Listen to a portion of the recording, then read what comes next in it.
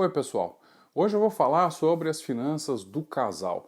Esse é um assunto muito importante. 70% das pessoas que se separam dizem que o estresse financeiro foi um dos principais fatores que levaram à separação. E a gente vê também aí muita recomendação, muita informação errada sobre como o patrimônio do casal deve ser gerido. Então eu resolvi trazer esse vídeo aqui para vocês para explicar por que isso é importante e como a gente tem que fazer. Primeiro, a importância dessa gestão é que o casal pode criar riqueza, aliás, ele deve criar riqueza para poder viver bem e ter uma vida confortável, principalmente quando a gente chega próximo da aposentadoria. Isso é fundamental. O estresse financeiro, como eu disse, é responsável por cerca de 70% das dissoluções ou do término do casamento. Então, gerenciar bem esse dinheiro é muito importante. Um casal unido e com foco na saúde financeira vai se manter unido e vai ter uma vida muito melhor. E como é que a gente faz isso? O que indica a forma de gestão é o regime de casamento. Cada regime de casamento tem que ser considerado e deve ser feita a gestão em consonância, em conformidade com o regime de casamento. No Código Civil Brasileiro, nós temos hoje 3 regimes básicos de casamento. Vamos começar pelo mais fácil, que é a união universal de bens. Nesse regime, tudo que cada uma das pessoas tem é dividida com a outra pessoa. Então, independente de quando, como o bem foi adquirido, ele é de posse do casal, ele não é de uma única pessoa. Esse regime de casamento foi muito utilizado até uns 10, 15 anos atrás. Era a prática.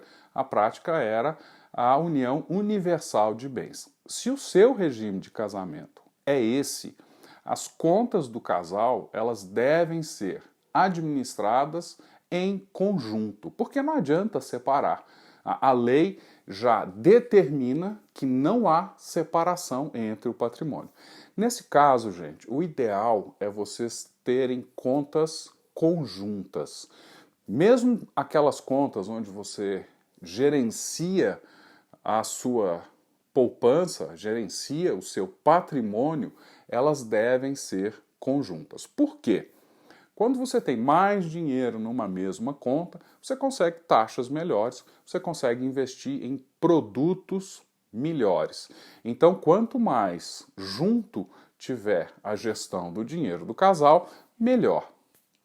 Aí você pode me perguntar, Lauro, mas existe alguma exceção para essa regra? Claro que existe. A exceção é quando a tolerância a risco, ou quanto de risco cada um dos membros do casal quer assumir. Não é incomum a gente ver num casal um tendo uma postura de risco muito maior e outro tendo uma postura de risco muito mais conservadora.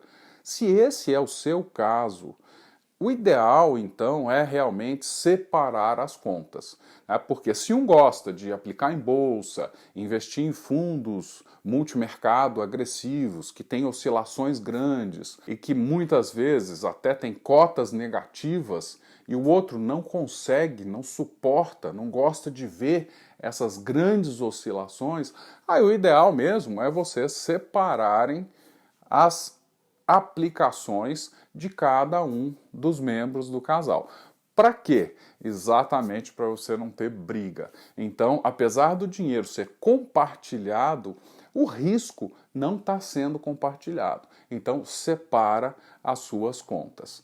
Tá? Então, essa é a primeira forma de gestão das contas do casal. Hoje em dia, pelo novo Código Brasileiro, se você se casa e não define qual é o regime de bens, automaticamente o regime é comunhão parcial. O que é a comunhão parcial? Comunhão parcial, gente, é o seguinte: os bens que você tinha antes do casamento são seus, eles não comunicam, e os bens adquiridos depois depois do casamento, eles são comuns, eles são do casal. Se o seu caso é a comunhão parcial de bens, o dinheiro que você tinha antes do casamento, você deve manter em contas individuais. Você não deve juntar esse dinheiro, porque esse já era o patrimônio que você tinha antes do casamento. Depois do casamento, tudo que você ganhar e poupar vai ser compartilhado com o seu parceiro ou parceira. Então você pode manter em contas conjuntas. Vantagem disso, como eu disse, contas maiores, com mais dinheiro, você consegue taxas melhores e produtos melhores. Então faz sentido você manter as contas conjuntas. Tem exceção a essa regra? Claro, a mesma exceção da anterior. Se a tolerância a risco de vocês é diferente, melhor manter o dinheiro separado. Por último, a gente tem o regime de separação de bens convencional. E, inclusive, na lei existem determinadas situações que esse regime é obrigatório. Na separação convencional, cada bem das pessoas é separado, eles não se comunicam. Tudo que você adquirir é seu e o seu parceiro ou parceira não tem direito a isso. Se por acaso vocês comprarem, por exemplo, um imóvel onde cada um pagou a metade, no registro desse imóvel tem que deixar claro que a metade do bem é de cada um dos parceiros aí do casamento. Caso contrário, a pessoa que vai levar o nome na escritura vai ser dona sozinha desse imóvel. Nesse regime de casamento, pessoal, não dá para ter conta conjunta. Cada pessoa tem obrigatoriamente as suas contas de investimento. Elas não podem se comunicar, porque se elas se comunicam, você está fazendo um investimento diferente da sua forma de casamento. Isso aí pode no futuro trazer algum estresse. Hoje em dia, o que a gente vê cada vez mais a separação de bens sendo a opção do casal. O pessoal jovem normalmente casa com separação de bens. Isso deve ser conversado antes do casamento, esses pontos devem ser discutidos e observados. Finalmente, é importante a gente lembrar que nós precisamos sempre de 3 tipos de poupança. Primeira, a poupança de curto prazo, que tem aí por volta de 6 a 10 meses dos gastos do casal guardados lá para uma emergência. Depois a gente tem a poupança de médio prazo, que é a poupança para ajudar um parente necessitado, uma reforma da casa, uma grande viagem, troca de carro. E finalmente a gente tem a poupança de longo prazo, que é utilizada para a compra de um imóvel, para aposentadoria. Muito importante formar essa poupança para aposentadoria. Nesse caso, a única das 3 poupanças que podem comunicar, se você está separando os bens do casal, é a poupança de curto prazo.